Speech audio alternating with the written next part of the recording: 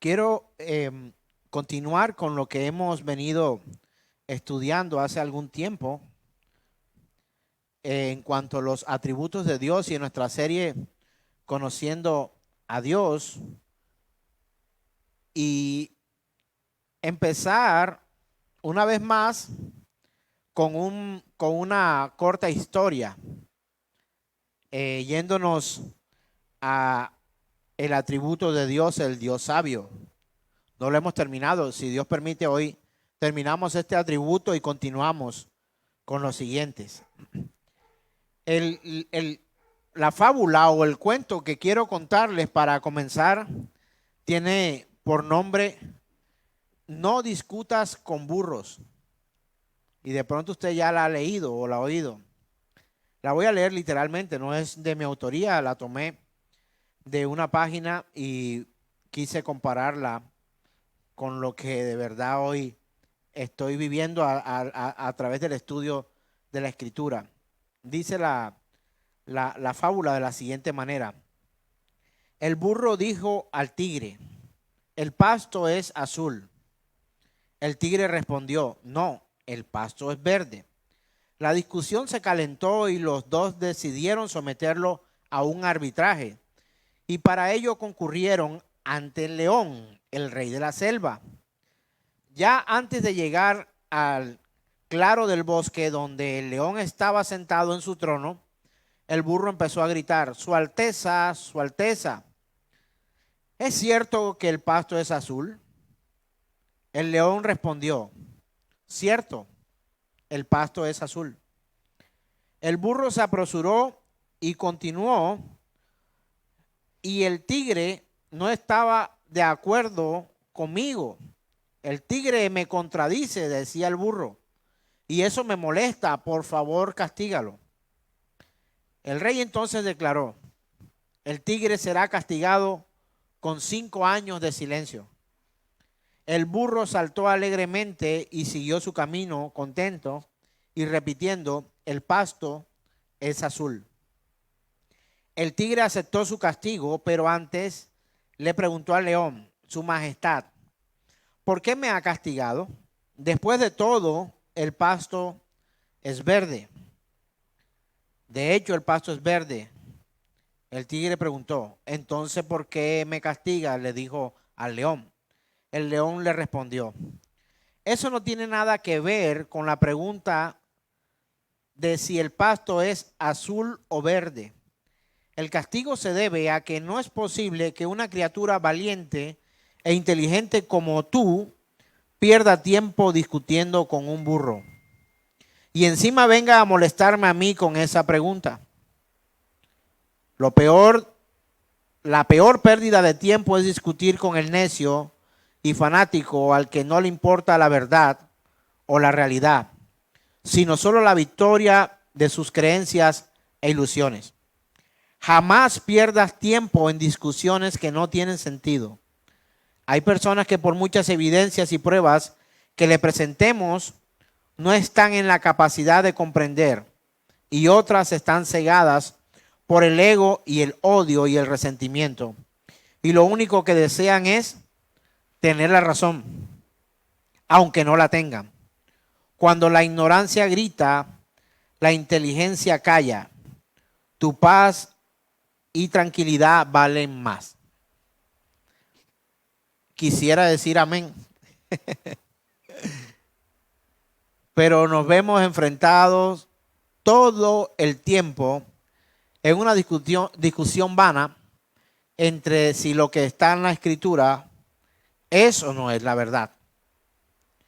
Y hoy, estudiando una vez más o volviendo al tema, el Dios sabio, quiero que tengas en cuenta, venimos de una serie y en días anteriores o domingos anteriores hemos venido predicando acerca de sus atributos. Si por aquí no alcanzas a comprender algo de lo que hoy se enseña, tendrás que remitirte a nuestros videos de Facebook o la página de YouTube que aparece, Generación de Fe o la página Pastor Ahmed. En cualquiera de las dos páginas lo encuentras.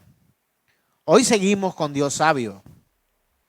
Y el tema es sabiduría expuesta, hablando de ese Dios sabio.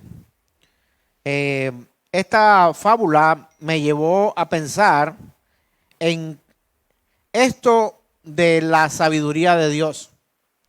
En esta vana discusión o en una discusión que no es cierta, nunca jamás Dios ha querido contender entre Él y la ciencia.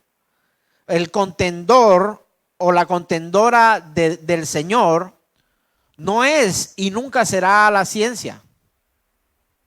Y nosotros tenemos que comprender, puesto que la palabra sabiduría es una palabra limitada para exponer la verdadera sabiduría de Dios. O sea, no hay palabras asignadas para poder expresar atributos o características de algo.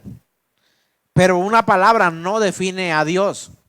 O con una palabra no podemos asegurar que Dios es sabio. O sea, nuestras palabras quedarían cortas para expresar la grandeza de su sabiduría. Nuestras palabras. Pero su palabra habla claramente de la magnificencia de la sabiduría de Dios. Por ello tendremos que remitirnos siempre a la Escritura para conocer, de hecho, para algunos, evaluar la realidad de lo que Dios dice. Y para eso está la Escritura. Pero algunos, como el burro, consideran otras cosas. Consideran otras cosas y hoy vamos paso a paso a entender algo que el Señor me mandó a decir que les dijera.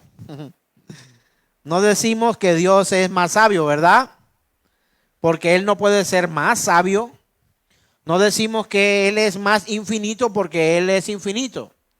O no decimos que Dios es más misericordioso o más otra cosa porque Él es, independientemente de la opinión que alguien pudiera darle a Dios de acuerdo a su parecer o a lo que pueda estar viviendo o experimentando en ese momento.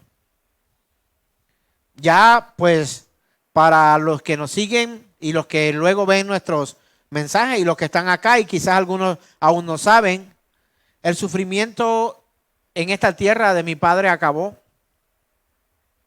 Acabó. Y tengo que anunciarlo así como alguna vez anuncié que era parte de mi aflicción en la vida. Pero la palabra que leo y en la que creo dice que Él está en sus manos ahora y ya no solamente en manos de los hombres. Antes creíamos o pensábamos o sentíamos que a través de nuestras manos podríamos ofrecerle a Él una atención para minimizar su dolor. Y de hecho posiblemente fuera así. Pero en este momento nuestras manos están completamente limitadas para poder ejercer sobre Él algún tipo de bienestar. Se encuentra totalmente en manos de Dios. ¿Está de acuerdo usted conmigo con esta afirmación? Usted ni yo podemos hacer nada hoy para aliviar el dolor que ya no debe de tener mi padre, porque mi padre ha pasado de esta vida, creo, al reino de Dios plenamente en el paraíso, allí en la espera, durmiendo, esperando el juicio de nuestro buen Dios. No podemos hacer nada con eso y esto nos llena a nosotros de palabras que escuché recurrentemente en estos últimos días cuando alguno me abrazaba y me decía resignación, resignación. Pero quiero contrastar esto con la realidad de la sabiduría de Dios también. No se trata de venir aquí y exponerle cómo me siento, sino también incluso la experiencia que como hombres de Dios podemos llegar a tener, pero meditando un poco más allá de lo que cualquier hombre común pudiera ver, y eso no me hace a mí extraordinario, sino la manifestación de Dios a través de cada cosa y ver la mano de Dios en cada cosa. Y yo pensaba y pienso, realmente con mis manos no puedo hacer absolutamente más nada para aliviar el dolor de mi padre, porque tengo la plena certeza de que Dios lo tiene a su cuidado y donde está no habrá más llanto, ni dolor, ni lágrimas, ni sufrirá, ni enfermedad, ni nada de esto. Pero me preguntaba luego, al volver nuevamente a la al estudio, ¿por qué hoy, que estoy seguro que mis manos no pueden aportar nada para el bienestar de mi padre, por qué hoy no pensamos de la misma manera con las otras acciones de Dios? ¿Por qué pretendemos seguir aconsejando a Dios en cuanto a lo que es más sabio o más propicio, no solo por la vida o la muerte de un hombre en esta tierra, sino con todo lo que a nosotros nos rodea? ¿Quién nos ha dado permiso, autoridad, o quién nos ha facultado para opinar acerca de lo que calificaría a Dios como sabio o no? ¿Has pensado alguna vez, ay, ojalá Dios hiciera? ¿Cuánto me gustaría que Dios trajera? Si Dios me escuchara y hiciera. ¿Has vivido esa experiencia? Creo que la hemos vivido todos como cristianos y no nos hace malos cristianos, sino que nuestra propia limitación humana, nuestra propia carnalidad de la cual no podemos deshacernos hasta el día de nuestra muerte, nos lleva a nosotros a pecar, quizás no deliberadamente, pero sí de manera ignorante. Porque ¿sabe algo? Nosotros no somos jueces para evaluar lo que Dios hace en su infinita sabiduría. No lo somos. Creemos que el dolor debe acabar un día por nuestros sentimientos. Creemos que la opresión debería acabar un día por nuestras emociones, pero no por la sabiduría de Dios. ¿Cómo Dios permite esto? ¿Cómo Dios permitió que esto pasara? ¿Cómo Dios acepta o permite que el mal lo haga sin que nada le ocurra? Y volvemos a la Escritura y encontramos a hombres que empezaron a dedicar su vida a criticar lo que Dios hacía. Incluso hombres de Dios, llamados por Dios en ministerio, o sea, en servicio a Dios, criticando el actuar del Señor y criticando su sabiduría. Porque algunos de ellos osaron hacer una comparación entre el que le sirve a Dios y el que no le sirve, entre el que hace el bien y el que hace el mal. Y nosotros, cuando hacemos este tipo de cosas, estamos siendo osados al tratar de calificar o de reencaminar el proceso por donde Dios debe llevar el universo. Mira, pasaríamos la vida como necios, así como el burro de la fábula, tratando de darle un color y un matiz distinto a lo que a nuestro parecer debería ser de una u otra forma. Y cuando leía esta fábula, creo que no es de él, no sé si me equivoqué, me acordaba mucho de este escritor de las Crónicas de Narnia, que se llama ¿cómo? ¿Alguien lo conoce? C.S. Lewis, quien a través de una historia muestra la grandeza de Dios y es una forma maravillosa de poder expresar cómo Dios actúa soberanamente. ¿Sabe algo, hermano? Leí en estos días algo que para algunos pudiera ser criticable si no contextualizara, si solo dejara palabras allí. ¿Y cuáles son esas palabras? Alguien escribió, llamado C.S. Lewis, la iglesia no existe más que para atraer a los hombres a Cristo, para convertirlos en otros Cristos. C.S. Lewis hizo esa afirmación. Entonces quizás algún religioso podía levantarse. ¿Cómo, pastor, usted está de acuerdo con estas palabras? O sea, ¿nos vamos a hacer como Cristo? ¿Pretendemos ocupar el lugar de Cristo? Ese fue el pecado que intentó Satanás en los cielos y por eso fue echado de allí, de donde estaba. Yo quiero reafirmar esto con la Escritura, porque Gálatas capítulo 2, verso 20 dice lo siguiente: con Cristo estoy juntamente crucificado, mas ya no vivo yo, ahora Cristo vive en mí. Y lo que ahora vivo en la carne, lo vivo en la fe del Hijo de Dios, el cual me amó y se entregó a sí mismo por mí.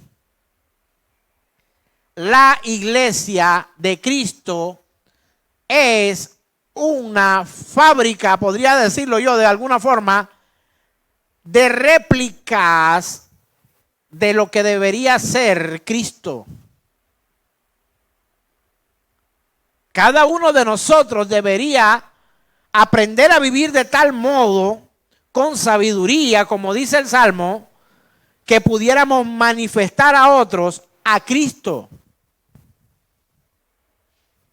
Para eso es la iglesia. Y en estos días conversaba con alguien. Queremos una iglesia o una congregación dinámica. Queremos que haya ánimo, queremos que la gente haga, queremos que la gente se comprometa. Tenemos que orar más, queremos como el avivamiento y queremos tantas cosas, pero aquel que no ama a Dios en su palabra, le aseguro, no la amará en un paseo. No lo va a amar. Quizás un paseo o una coinonía sea el espacio maravilloso para compartir como hermanos. Y lo vamos a hacer. Juntamente con mi esposa queremos organizar una agenda no solamente para estudiar, para mostrar al Cristo de la Escritura, para guiar, para pastorear, para enseñar, sino también anhelamos poder tener tiempos y espacios de compartir y demostrar nuestra alegría. Eso está bien, eso no es pecado. Pero hay cosas que solamente la palabra de Dios transformará en la vida de la gente. Y la sabiduría y el conocimiento son dos cosas diferentes. Hay quienes pueden tener conocimiento de algo, pero eso no los hace sabios. El burro de la historia creía tener un conocimiento. Muchos en esta vida procuran vivir como el burro. También leí aparte en otra ocasión, no recuerdo el autor, donde decía: prefiero tener paz que tener la razón. Y en algunas ocasiones aplica, en otras no. ¿En cuáles no? En lo que contraría a la Escritura. Tendré que mantenerme firme y decir: por mucho que me insistas, tu forma de ver o tu costumbre o tu denominación que afirme algo que no es conforme a la Escritura, vamos a tener dificultades, y lo mínimo que podría hacer es decirte: no estoy de acuerdo contigo porque la Escritura dice otra cosa, allá tú. Y se acabó la discusión. Pero nosotros vivimos todo el tiempo tratando de hacernos sabios en nuestra propia opinión. Mire, cuando hablamos de Dios y de sus atributos, indiscutiblemente nos estamos confrontando en un espejo que en ese reflejo es como, para mí es como un espejo, pero en realidad no es un espejo.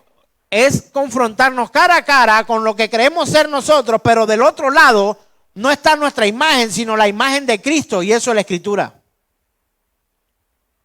Ese espejo es mucho más, por decirlo así, equilibrado para nosotros que vernos a nosotros mismos. ¿Has estado frente a un espejo? Te miras, te acomodas, miras cómo te queda bien, te acomodas el cabello, cómo te ves mejor. Pero en esta confrontación no hay tiempo para acomodarnos, cómo nos vemos mejor, cómo podríamos mostrar a otros algo mejor con la propia imagen nuestra. Sino que aquí del otro lado debería estar Cristo Jesús, su palabra, confrontarnos nuestras vidas. ¿Usted alguna vez ha llegado a un espejo donde dice, no me gusta ese espejo, me hace ver gordo? O en este espejo me encanta, me gusta, me veo chévere. Porque queremos ver en nosotros quizá algo que anhelamos, pero que no tenemos. Pero la Escritura nos confronta con un Dios verdaderamente verdadero, sabiamente sabio, misericordiosamente misericordioso, buenamente bueno, santamente santo. O sea, ahí no hay otra cosa que encontrar. Y nuestras vidas, si quisieran crecer en sabiduría, deberían empezar por el principio de la sabiduría, que es el temor al Señor. Y hoy muchos carecen de ese temor porque son capaces de manipular lo que la Escritura dice. Por esta razón el apóstol Pablo habla correctamente cuando se refiere a Dios como el único Dios sabio. Y quiero que leamos primera carta del apóstol Pablo a Timoteo, capítulo 1, versos 16 al 18.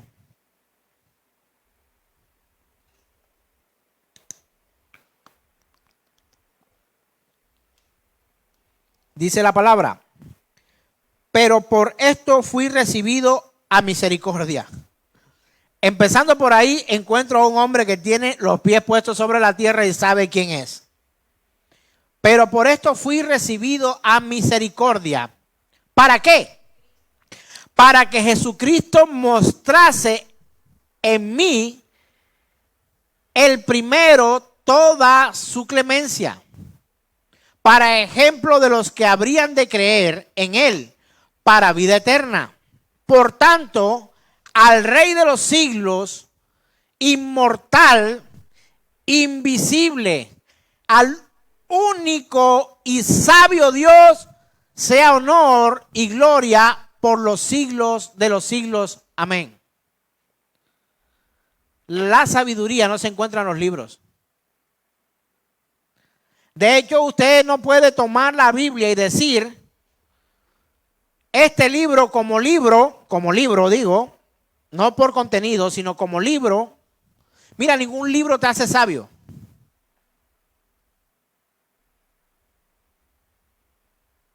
Ni siquiera la Biblia misma te hará sabio. Tú puedes tener el libro, lo puedes cargar encima, pero si tú no aplicas o vives de acuerdo a los principios que ella trae, solamente te convertirás en un estante andante en el cual va una Biblia o cualquier otro libro. La Escritura es la que nos transforma y que nos muestra la verdadera sabiduría de Dios. Una vez más digo, la Biblia es la autobiografía de Dios. El apóstol Pablo lo muestra así también en Romanos capítulo 16, verso 27. Y lo repite una vez más en el verso 27, dice, mira, voy a poner en contexto, lo que leímos antes es la carta del apóstol a su discípulo Timoteo. Pero en esta ocasión ya no se lo está diciendo a un discípulo, se lo está diciendo a la iglesia que se halla en Roma. Dice, al único y sabio Dios sea la gloria mediante Jesucristo para siempre.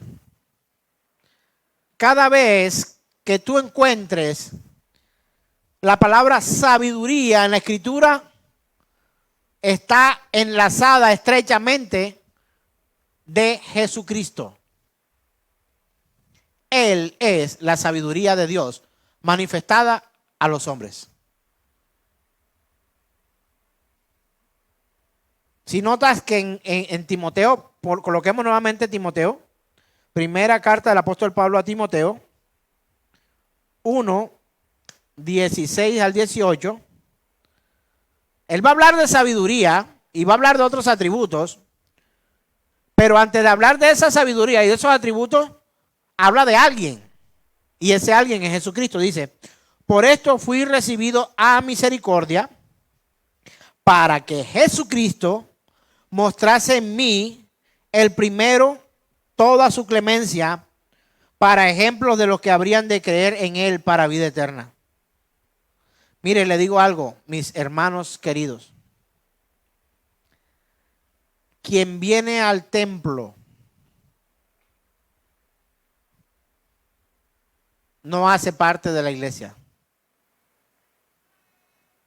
Venir al templo, venir a esta casa de oración, congregarte, leer la Biblia, estudiar, no te hace parte de la iglesia. De hecho, te lo voy a decir más profundamente.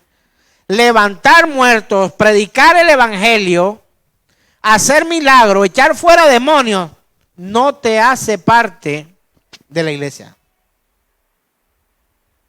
No, ¿cómo no? Te hace parte de la iglesia tu fe pura en Cristo Jesús, Señor nuestro. Me encanta cómo lo dice el apóstol.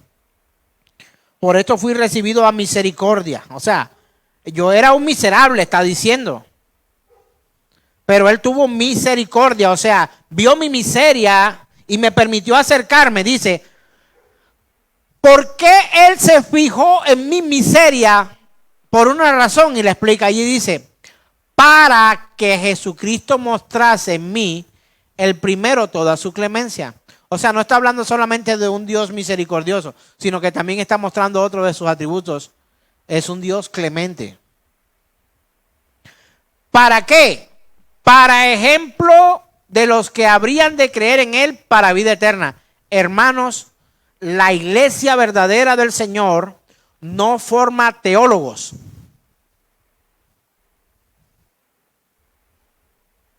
Y aquí me meto con mi hermano y amigo, amado profundamente, Memo. Memo, nuestra labor, lo que estamos haciendo es formar teólogos, o usted viene a las clases a formar teólogos. Creo que ni nosotros nos hacemos llamar teólogos.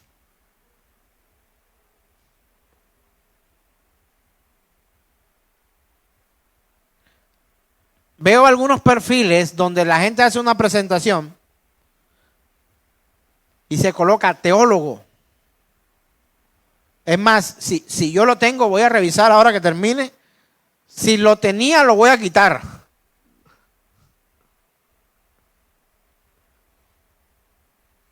Yo prefiero ser amante de Jesucristo y no un teólogo reconocido. Teólogos reconocidos aquí en la tierra, pero rechazados en el reino de los cielos.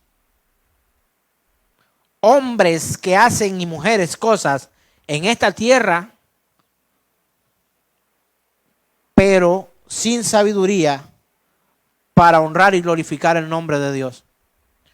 No, el conocimiento no te hace sabio.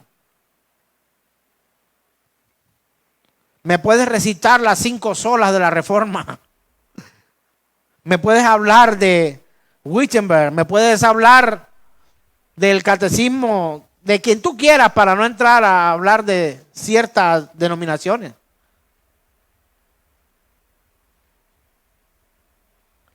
Leer no te hace sabio.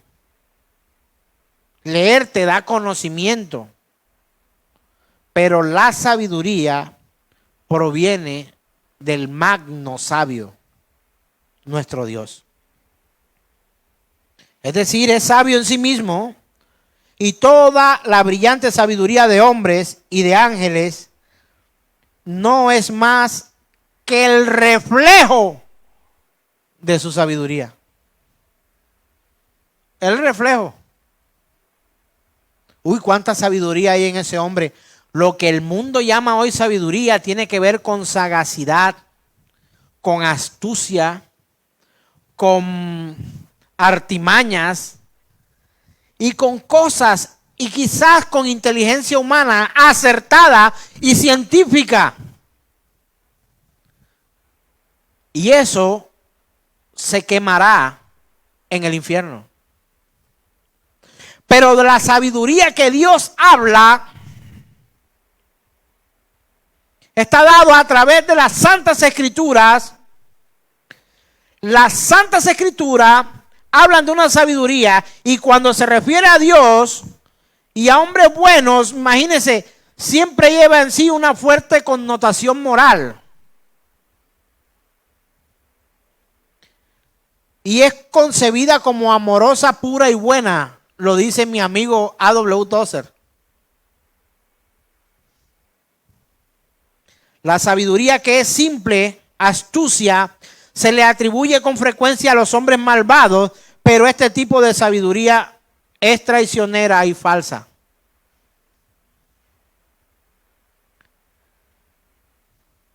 ¿Quieres obtener sabiduría de Dios? ¿Quieres conocer al Dios sabio? Las Escrituras están para esto. Mira, lo que el mundo llama sabiduría es completamente distinto, diverso, antagónico a lo que Dios llama verdadera sabiduría. He leído algo que me sorprende en estos días, donde dice que a Él le plació dárselo a los niños. Ese conocimiento, esa revelación. Y no a hombres sabios, eruditos. También hay, parafraseando, dice, me dio lengua de sabios para avergonzarlos a ellos mismos. Porque se creen sabios en su propia opinión, pero no de acuerdo a la sabiduría de Dios. Estos dos tipos de sabiduría se hallan en un conflicto perpetuo entre ellos. En realidad, cuando se la contempla desde las alturas del Sinaí o del Calvario, se descubre que toda la historia del mundo no es más que una competencia entre la sabiduría de Dios y la astucia de Satanás. Y hacen parte de ella los hombres caídos.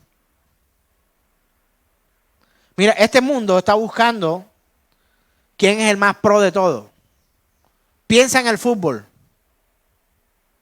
Vas a pensar en el peor, no, tú buscas el pro y a ese lo estudias. Hablemos de Cristiano Ronaldo, mide tanto de estatura y salta tanto en esfuerzo y lo califican. Miran a Leo Messi, miran a otros, a Met Sánchez, a cualquiera de esos buenos futbolistas.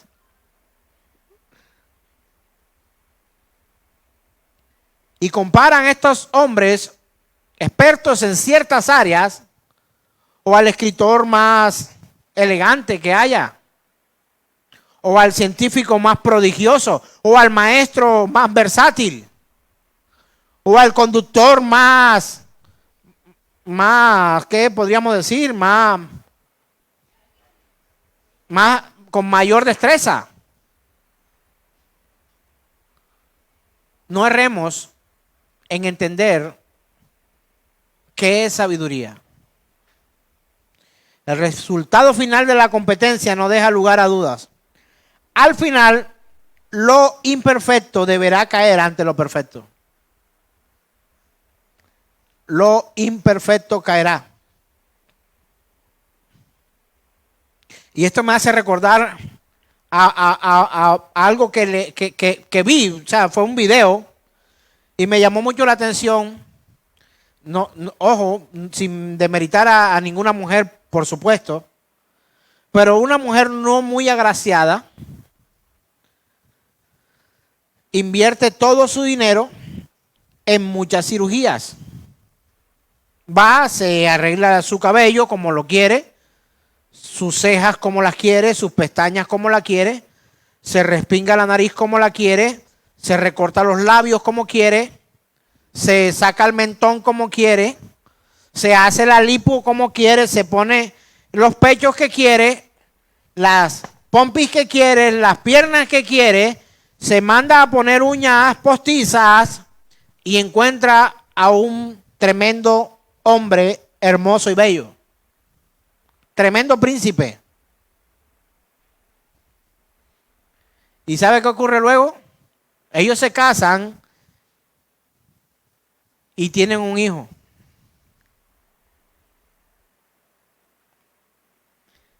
El hijo se parece a su mamá. ¿Qué imaginas tú luego de esto?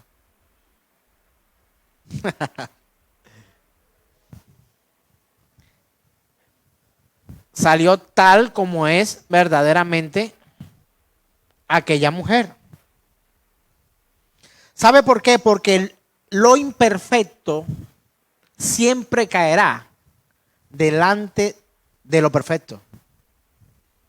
La mentira de este mundo caerá ante la verdad del evangelio de Jesucristo. No hay sabiduría, no hay sabio realmente entre nosotros. Y somos fácilmente engañados, así como ese príncipe azul que creyó haber encontrado su princesa. Le doy gracias a Dios porque mi esposa nunca se ha querido someter a una cirugía de ese tipo.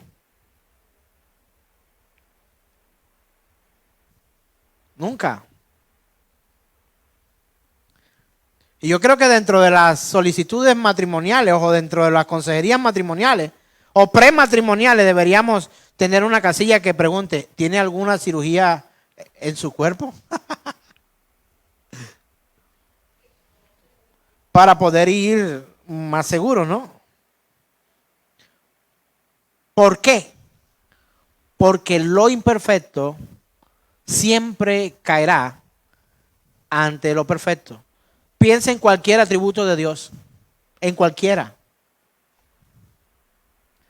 ¿Te crees tú misericordioso? ¿Te crees tú piadoso? ¿Te crees tú bueno? ¿Te crees tú sabio? Lo imperfecto siempre caerá delante de lo perfecto. Sencilla razón. Lo perfecto pondrá en evidencia a lo imperfecto. Por eso la sabiduría de este mundo por muchos años ha tratado de congraciarse con el mundo para contradecir lo que Dios habla en su palabra con verdadera sabiduría. Él es Dios sabio. ¿Cuántos creen que Él es Dios sabio?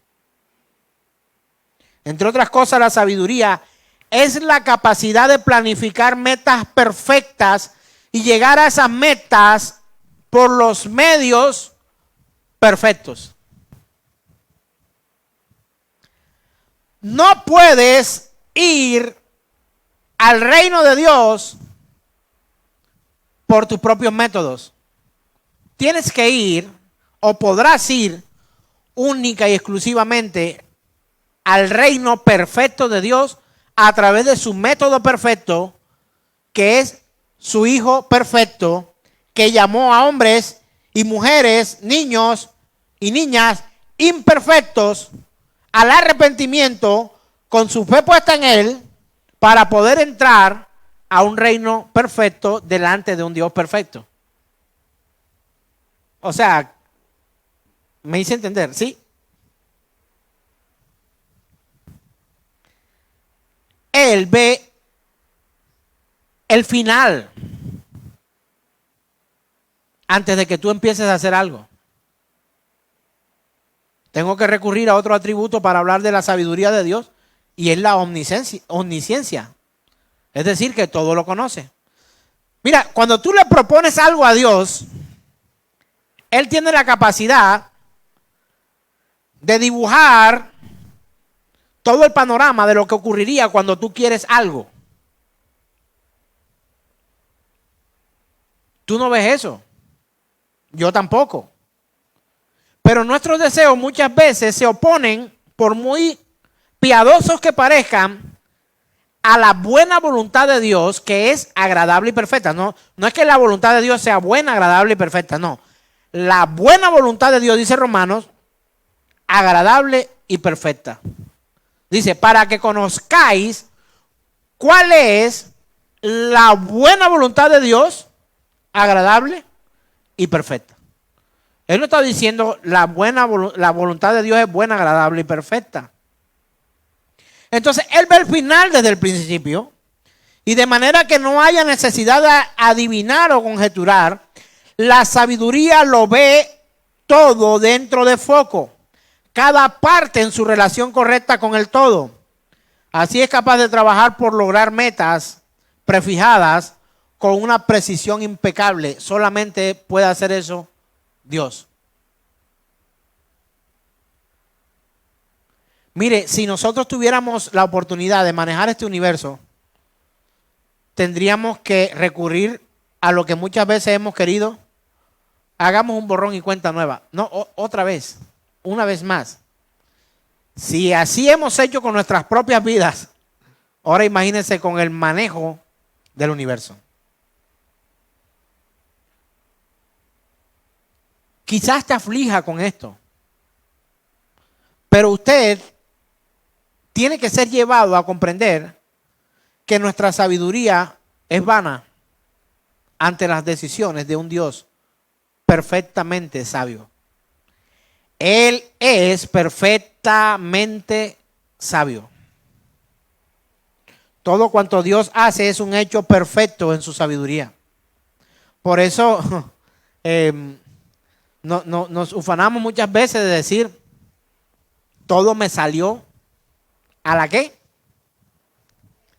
Me fue bien. Todo me salió a la perfección. Me salió, todo, me fue de maravilla, me salió todo a la perfección. Tal cosa no es, sino, como diría el proverbista, vanidad de vanidades. Todo es vanidad. Todo cuanto Dios hace es perfecto, en perfecta sabiduría. En primer lugar, ¿por qué Dios hace todo perfecto? Por favor. Esa es la causa, ¿verdad? Pregunta número 2. ¿Para qué Dios hace todo perfecto? Le voy a poner un ejemplo. Jesús es invitado a unas bodas. Se acaba el vino. Viene la mamá de Jesús y le dice, no, está que se acabó el vino. Y él le responde que lo leemos y no sé, nos imaginamos una discusión familiar donde dice que tienes conmigo, mujer. Todavía no ha llegado mi hora. Y ella esa parte dice, hagan lo que él diga, pues aquí manda él. Y luego en su momento le traen unas tinajas de agua y él resuelve el problema de la falta de vino convirtiendo esas tinajas de agua en vino. ¿Cómo quedó el vino? Perfecto. El mejor de los vinos. Y le pasan al maestresala para que pruebe y el tipo hace algo como lo que yo voy a hacer y dice, wow, este vino está perfecto. ¿Por qué no sirvieron este antes? Respondo yo mismo, porque no lo hizo Jesús.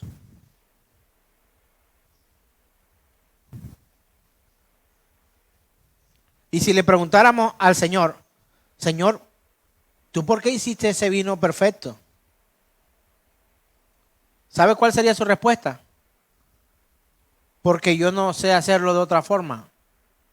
Todo lo que hago es perfecto. Pregunto ahora. Ya sabemos por qué Él hace las cosas perfectas, ¿verdad? Pero pregunto ahora. ¿Para qué Él hace las cosas perfectas?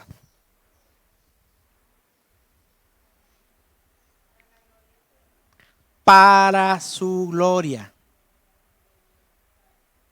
Para manifestar su absoluta gloria, honor, perfección, por amor de su nombre. Entonces, cuídate mucho o cuidémonos mucho de empezar a criticar lo que Dios hace o haga. De hecho, hoy Colombia espera. Algunos están esperando un milagro de Dios. ¿Sabe una cosa? Yo hoy no estoy esperando un milagro de Dios. Yo estoy esperando que Él haga su perfecta voluntad. Que se haga como Él quiera, como a Él le plazca. Reunámonos, hagamos algo porque esto tiene que cambiar. Esto no lo cambia un hombre. Y mi Biblia, la que leo, dice que esto no mejorará, sino que se pondrá peor. Él ve el final desde el principio. Todo cuanto hace es hecho en perfecta sabiduría. Además, todos sus actos son tan puros como sabios. En lo que Dios hace no hay maldad, aunque utilice hombres malvados. Es un poco complicado, yo sé, comprender esto. Pero aunque hayan hombres malvados, Él aún utiliza hombres malvados. A ellos, ¿verdad? Porque la Biblia que leo dice, bueno, no hay ni uno. Y como nos creemos buenos, creemos que los malvados son otros. Él toma lo imperfecto para hacer su obra perfecta. Usa hombres imperfectos para traer una enseñanza de domingo como esta. ¿Qué sabe usted que hay en mi corazón esta mañana? ¿Sabe usted de dónde vengo, hacia dónde quiero ir? ¿Cómo están mis emociones hoy? Eso no importa. ¿Cómo está mi salud hoy? Eso no importa. Y me pongo a leer la biografía de algunos hombres imperfectos, pero que Dios usó mucho. Y la mayoría de ellos sufrieron enfermedades terribles. Uno de mis escritores favoritos, Charles Spurgeon, sufrió de gota. Si vemos el resto de ellos, muchos más enfermos, con viruelas, con fiebres, con todo, enfermedades de animales, incluso en algunos. Stott, nuestro querido escritor del Soldado de Chocolate. ¿Quién se acuerda del autor?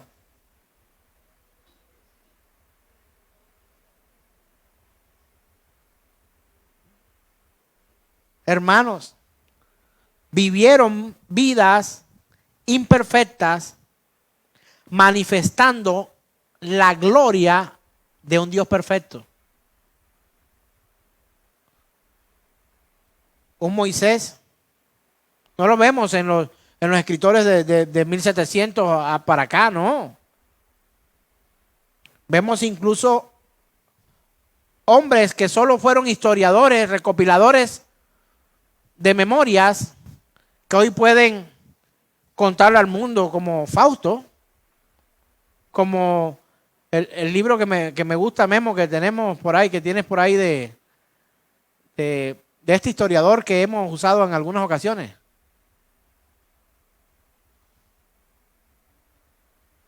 Historiadores. Anselmo, San Agustín de Hipona,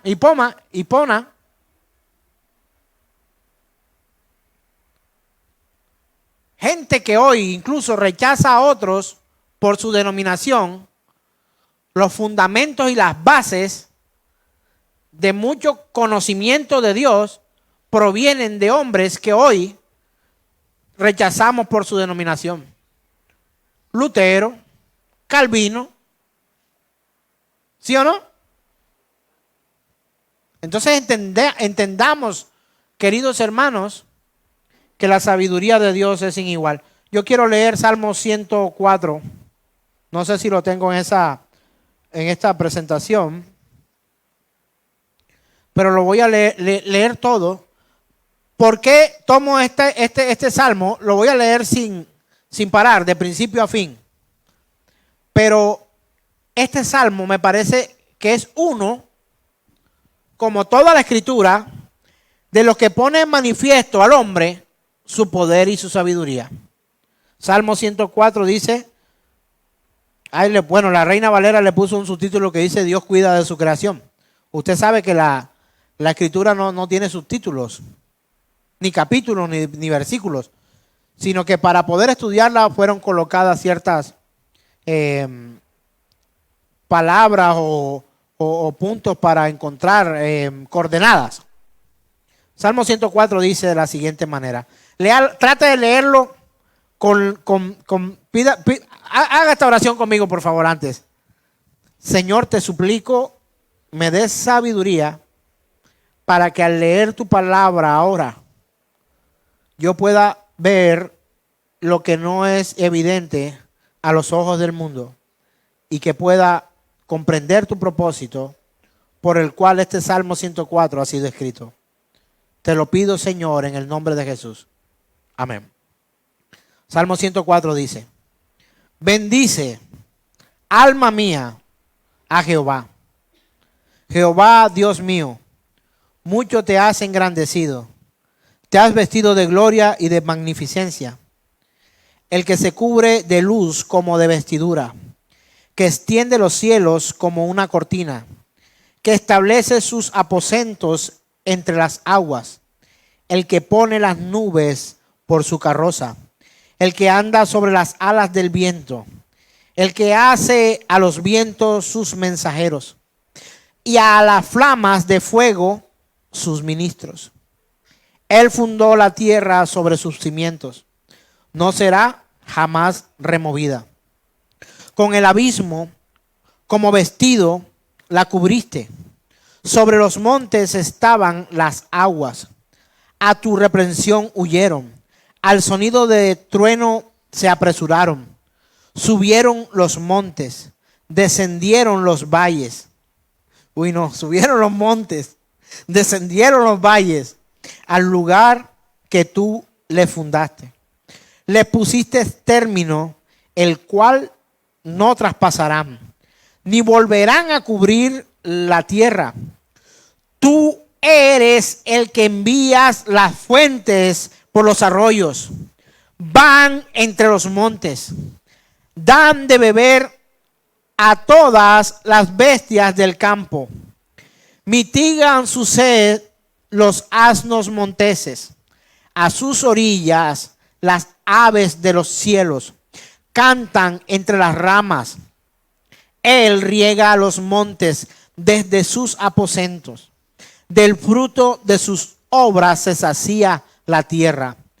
Él hace producir el heno para las bestias y la hierba para el servicio del hombre, sacando el pan de la tierra y el vino que alegra el corazón del hombre, el aceite que hace brillar el rostro y el pan que sustenta la vida del hombre.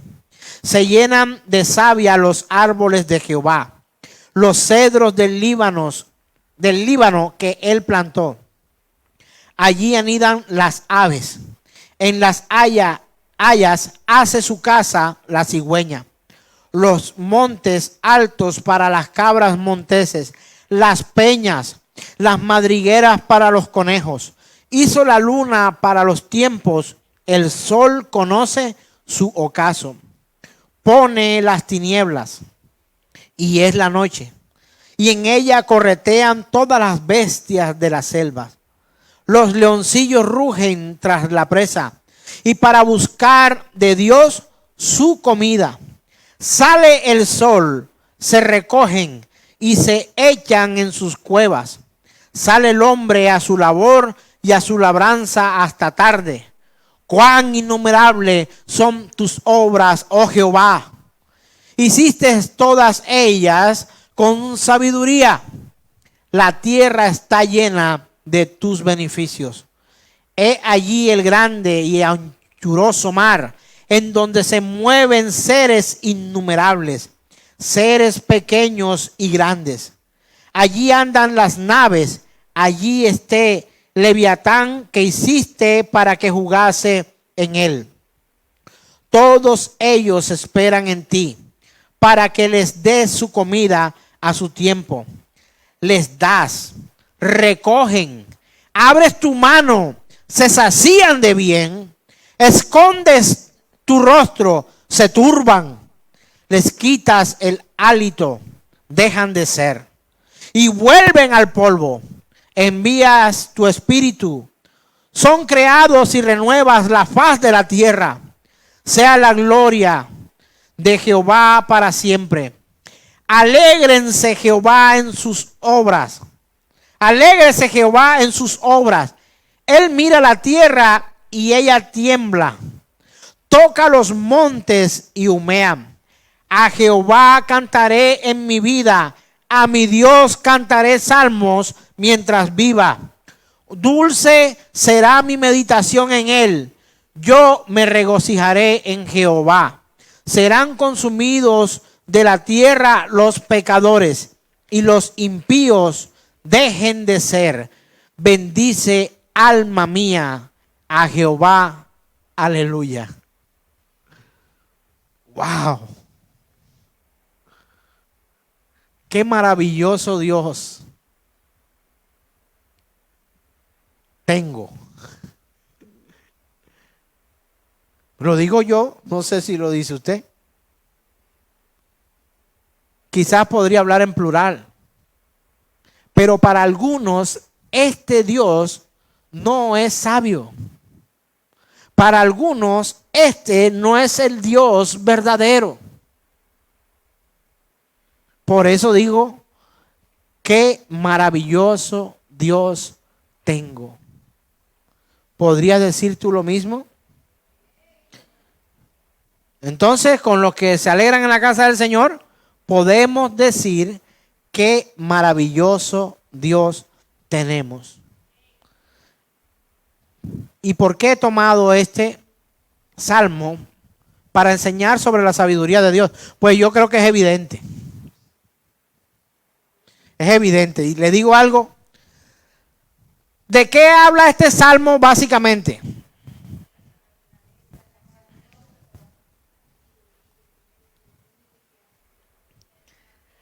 Sin la creación de Dios, su sabiduría no podría ser expuesta. Por eso este salmo no solamente habla de la creación, sino de su sabiduría y la ocupación de cada ser en cada lugar, para cada cosa, para cada propósito, por su sabiduría. Sin la creación de Dios, la sabiduría de Dios habría permanecido encerrada para siempre en el abismo insondable de la naturaleza divina.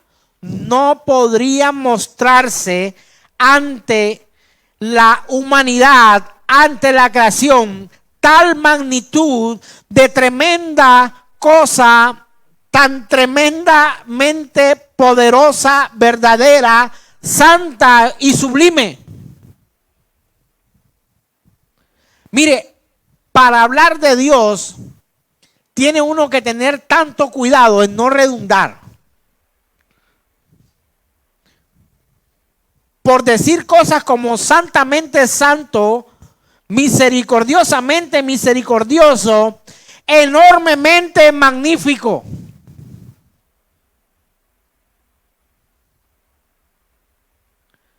Si tú conoces al Dios sabio y aceptas, entiendes, comprende que Dios es absolutamente e infinitamente sabio, tú podrás dejar de preocuparte por tanta tontería que te hace daño. ¿Quieres una aplicación para tu vida de esta predicación, de este mensaje, de este compartir? ríndete. Ríndete de una buena vez ante la sabiduría de un Dios supremamente sabio. A lo largo de los siglos se han declarado muchos que se hacen llamar sabios. Todos caerán ante la perfección de su sabiduría. Muchos se han declarado incapaces de creer la sabiduría básica de un mundo donde hay tanto que parece andar mal. Nosotros consideramos que el mundo va mal. ¿Sí o no? Yo creo que el mundo va muy mal. Se encamina al mal, al hoyo. Pero ¿sabe una cosa? Hace parte del propósito y del plan de Dios. Los que se creen sabios caerán en su propio hoyo. Los que se autodenominan sabios y filósofos caerán ante sus propios decretos y manifestaciones. Los que se sujetan y se someten a la sabiduría de Dios, entonces encontrarán vida y vida eterna, abundancia en Cristo Jesús, Señor nuestro. Amén, amén y amén. Él es sabio. Quiero que hoy te pongas en pie, si es de tu agrado, y cerrar con esto, hermano. Toda fe, escuche bien, toda fe que necesita el apoyo de las evidencias de los sentidos, no es una fe real. ¿Se lo repito? Toda fe que necesita la evidencia de los sentidos no es una fe real. Te estoy hablando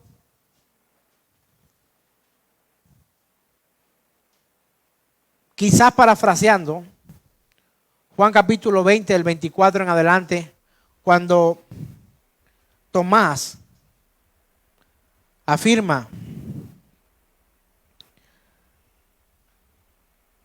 si no viere en sus manos la señal de los clavos y metiere mi dedo en el lugar de los clavos, si no metiere mi mano en su costado, no creeré.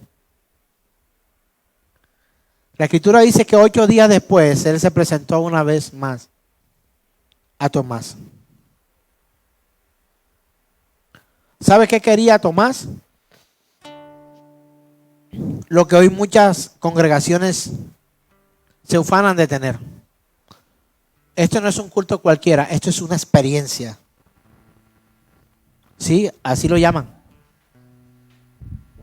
Revise y verá. Está de moda esto. Esto es nuevo. No tiene 2 años. Desde el año pasado hay algunos predicadores que han venido usando ciertas palabras, como cuando se puso de moda el apostolado, como cuando se puso de moda el hablar en lenguas, como cuando se puso de moda la doctrina de la prosperidad. Hoy, ir a la iglesia ya no es congregarse alrededor de la mesa del Señor para comer de su palabra. Hoy es una experiencia.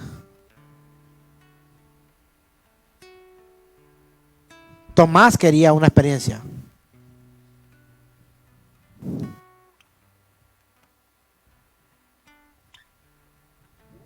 Pero llegó Jesús estando las puertas cerradas. ¿Qué quiere decir eso?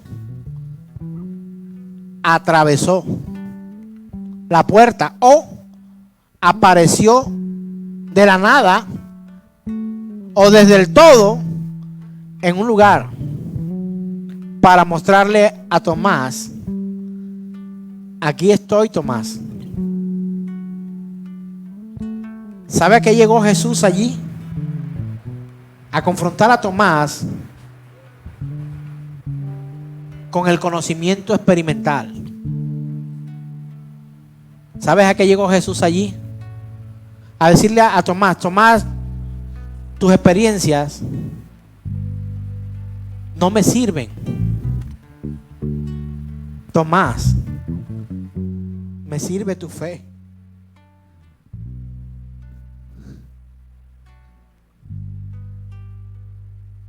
Muchos siguieron al Señor Jesús y Él les dijo cosas como esta: ustedes me siguen por el pan que yo les doy, porque comieron y quedaron llenos. ¿Y sabe qué me impacta a mí de ese pasaje? En otro momento lo compartiremos. Que más adelante, allí la misma escritura dice que ellos mismos le preguntaron: ¿qué señal nos muestras? O sea, todavía no entendían. El Señor le dice a Jesús,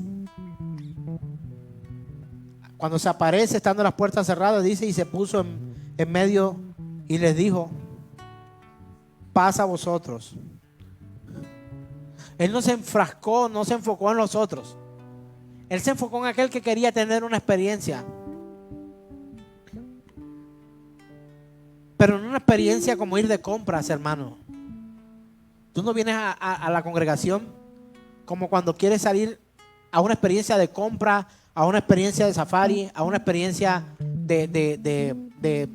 yo, pues la otra vez me fui con Memo y con María del Rosario a vivir una experiencia maravillosa. Nos fuimos a mirar libros. De hecho, habían libros viejos en venta.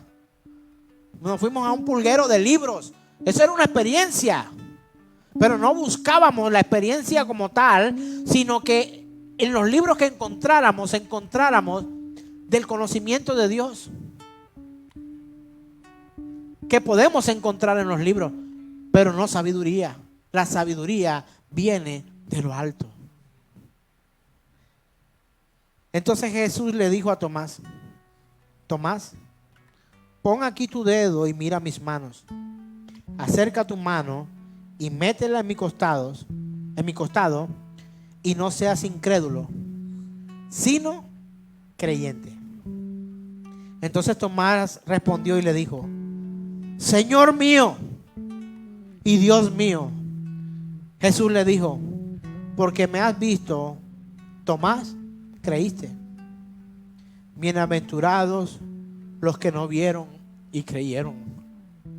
Yo no he visto, pero les puedo decir algo, mis hermanos. Creo. Yo creo, hermano. Yo creo en su infinita sabiduría, en su infinita bondad, en que lo que Él haga, bien está. Porque lo perfecto quedará al descubierto cuando se halle frente a lo perfecto. Oh Señor, el testimonio de la fe es que como quiera que se vean las cosas de este mundo caídos, todos los actos de Dios son realizados en perfecta sabiduría. Todos los actos de Dios son realizados en perfecta sabiduría. Nos despedimos de nuestros hermanos que estuvieron con nosotros acompañándonos en esta transmisión, y que el Señor pueda traer a sus vidas también sabiduría, entendimiento, que como el salmista dijo, permítenos añadir a nuestros días esa sabiduría que necesitamos, Señor. Te damos gracias, Dios, en el nombre de Jesús, y esperamos verte acá, no detrás de esta cámara. Esperamos verte aquí, congregados como su palabra lo enseña. Amén.